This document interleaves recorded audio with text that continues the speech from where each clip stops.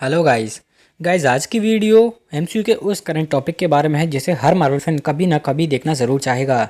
Guys Avengers end game के and में Steve Rogers सभी इन्फिनिटी स्टोन्स को उनकी टाइमलाइन में वापस रख देता है, लेकिन एक्चुअल में उन्हें रखते हुए वहाँ पर क्या हुआ होगा, इसे लेकर हर एमसीयू फैन एक मूवी ज़रूर चाहता है। गाइस जब भी किसी मूवी में टाइम ट्रैवल होता है तो फैंस के लिए ये इस मूवी का सबसे मुश्किल हिस्सा होता है, क्योंकि कई बार मूवी टाइम ट्रैवल के अपने कुछ अलग ही रूल्स बना लेती है, जिस वजह से उसे समझना मुश्किल हो जाता है। और मार्वल की एंड गेम मूवी भी अपने टाइम टेबल के साथ कुछ ऐसा ही करती है। एमसीयू के टाइम टेबल के अकॉर्डिंग पास्ट को बदला नहीं जा सकता, इसलिए वो पास्ट में जाकर वहाँ से इन्फिनिटी स्टोन्स ले आते हैं। अर्थ के माइटिएस्ट हीरोज इन्फिनिटी स्टोन को कलेक्ट करने के लिए पास्ट में 3 अलग अलग जगहों पर जाते हैं, और वहाँ जाकर उन्हें पता चलता है कि ऐसा करना पॉसिबल नहीं है, क्योंकि ऐसा करने से टाइमलाइन में वेरिएशंस आ सकते हैं। लेकिन बाद में लोकी ऐसा कर देता है और इसलिए उसकी डिज्नी प्लस सीरीज़ लोकी भी आ रही है। इसके बारे में चर्चा कभी और। एंड गेम में आखिरकार हमारे हीरोज थैनोस की स्नैप को उलट देते हैं, लेकिन अब उन्हें सभी स्टोन्स को वापस करना है, जिसका काम स्टीव रॉजर्स को दिया जाता है, और वह सभी इन्फिनिटी स्टोन्स और म्यूमिर को वापस उसी टाइमलाइन में रख देता है। लेकिन इन स्टोन्स को लौटाने के बाद कैप्टन उस टाइमलाइन में रुक जाता है और पैगी के साथ अपनी पूरी लाइफ बिता देता है। लेकिन पैगी के मरने के बाद वो आखिरी बार हमारे हीरोज से मिलने आता है। हालांकि आज तक एमसीयू ये नहीं बता पाया कि कैप्टन ने ये काम कैसे किया, और जब तक मार्वल इसे लेकर कोई ऑफिशियल स्टेटमेंट या मूवी नहीं देता तब तक फैंस यही सोचते रहेंगे कि एक्चुअल में वहाँ क्या हुआ होगा। इसलिए गाइस अगर आप भी इसे लेकर परेशान हैं और जानना चाहते हैं कि वहाँ पर एक्चुअल में क्या हुआ होगा, तो ये वीडियो पूरी एंड तक देखते रहें, क्योंकि इस वीडियो में मैं कुछ पॉसिबिलिटीज़ को एक्सप्लेन करूँगा कि हर स्टोन को लौटाते हुए कैप्टन के साथ क्या हुआ होगा।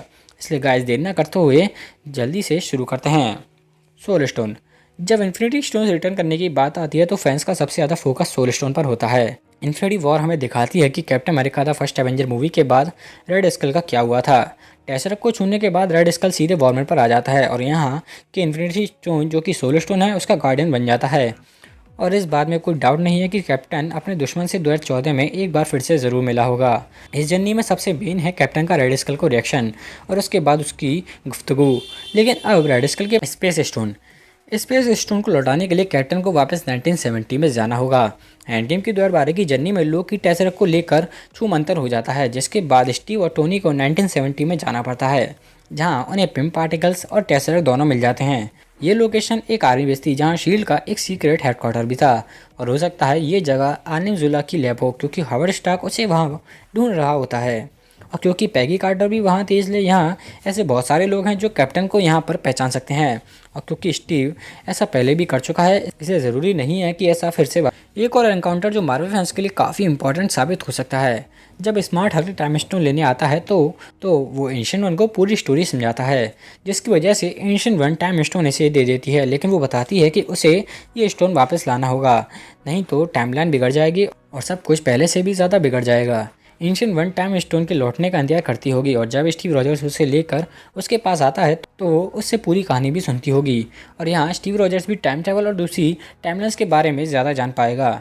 और क्योंकि एंड गेम में कैप्टन पैगी के साथ एक पूरी ज़िंदगी बिता चुका है, इसलिए हो सकता है वो यहाँ इस चीज़ के बारे में पूछता हो कि उसके पास ना जाने के डिसीजन उसकी टाइमलाइन पर क्या इम्पैक्ट छोड़ेगा। इन्फिनिटी स्टोन्स लौटाने से सब कुछ पहले जैसा हो गया है, लेकिन पास्ट में पूरी ज़िंदगी जीने और एक शील्ड को वापस लौटाने का डिसीजन उसकी टाइमलाइन पर इम्पैक्ट छोड़ सकता है, जिससे एक अल्टरनेट ब्रांच टाइमलाइन शुरू हो जाएगी। लेकिन क्या थोड़ी सी खुशी के लिए ये कीमत थोड़ी ज़्यादा है? इसका पता तो हमें फ्यूचर मूवीज़ में ही देखने पर चलेगा। Mind stone. अपनी सब कुछ ठीक करने की जर्नी में कैप्टन इबगा फिर 2012 की न्यूयॉर्क बैटल में आ चुका है, और यहाँ वो हाइड्रा को माइंड स्टोन वापस लौटाने आया है।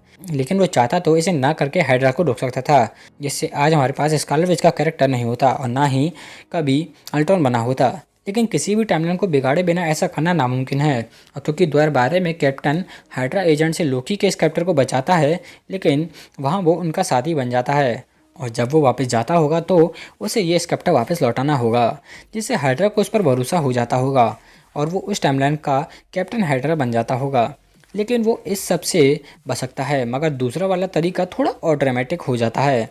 अगर 2023 वाला एक्चुअल स्टीव चाहे तो अपने आप को स्केप्टर लेने से रोक सकता है, लेकिन इसके लिए उसे एक बार फिर खुद से लड़ाई करनी होगी ताकि वो अपने ही वर्जन को स्केप्टर लेने से रोक सके। लेकिन ऐसा करने से एक और अल्टरनेट टाइमलाइन क्रिएट हो जाएगी, जिसमें पहले वाला स्टीव को माइंड स्टोन अब किसी और टाइमलाइन से चुराना होगा। इसलिए गाइस मेरे अकॉर्डिंग तो माइंड स्टोन वाला टाइम ट्रैवल सबसे ज़्यादा इंपॉर्टेंट और सबसे ज़्यादा कन्फ्यूजिंग है। Reality stone. अगर गाइस माइंड स्टोन सबसे ज़्यादा कंफ्यूजिंग है तो रियलिटी स्टोन सबसे ज़्यादा अजीब होने वाला है। एक बार जब स्टीव रियलिटी स्टोन को फिर से एंग्री स्लज में बदल देगा तो उसे एसगार्ड में जेन फोस्टर को पास पहुंचना होगा। इसमें स्टीव को बचते बचाते एसगार्डियन से छुपकर जेन फोस्टर के पास पहुंचना होगा और इसमें उसे म्यूमिर को भी वापस। ये वाला स्टोन लौटाना कैप्टन के लिए सबसे आसान है और अब आखिरकार कैप्टन को स्टार लॉर्ड से मिलने का मौका भी मिल जाएगा।